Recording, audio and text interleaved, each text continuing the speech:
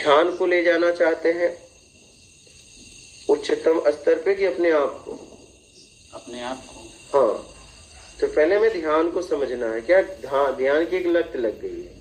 पहले आरती पूजा की समाज को लत लगी थी, क्या? अब ध्यान की लत लग गई। फर्क कुछ भी नहीं।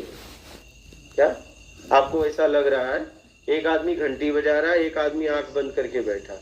आप ये मत समझना कि दोनों में फर्क दिख रहा है, लेकिन है नहीं। समझ रहे हो?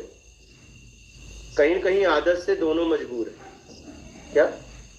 पहले हमें ध्यान को समझना पड़ेगा कि आखिर हम ध्यान करते क्यों हैं। क्या ध्यान भी किया जा सकता है?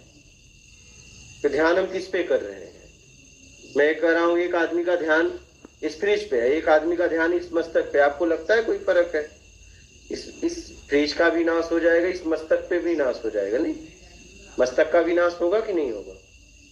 ये परिवर्तनशील है ना शरीर। तो कोई फर्क नहीं है, लेकिन लग रहा है कि नहीं। हमें समझना है ध्यान अपने आप चाहिए में घटित होता है। किसमें? चाहिए में। तब देखना यह है कि मुझे क्यों चाहिए। क्या जो मुझे चाहिए मेरी योग्यता है? क्या मुझे जरूरत है? ये मुझे देखना है। जितनी मेरी योग्यता है उतना मुझे चाहिए तो ठीक है, तब बंधन नहीं। लेकिन योग्यता से ज्यादा जब चाहिए तो बंधन हो जाएगा। तो पहले तो जरूरत में जीना सीखिए। क्या समझ रहे हो बात? जरूरत में जीना सीखो जितनी आपकी सामर्थ्य है। और भी ज्यादा आपको चाहिए तो योग्यता को बढ़ाओ। किसको? योग्यता को।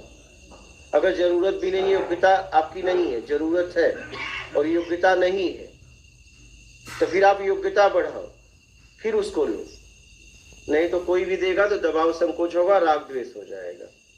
तो पहले तो आपको कैसे जीना है ये सीखना है। साधना की शुरुआत बाद में करनी है, पहले तो जीने के तरीका को बदलना होगा।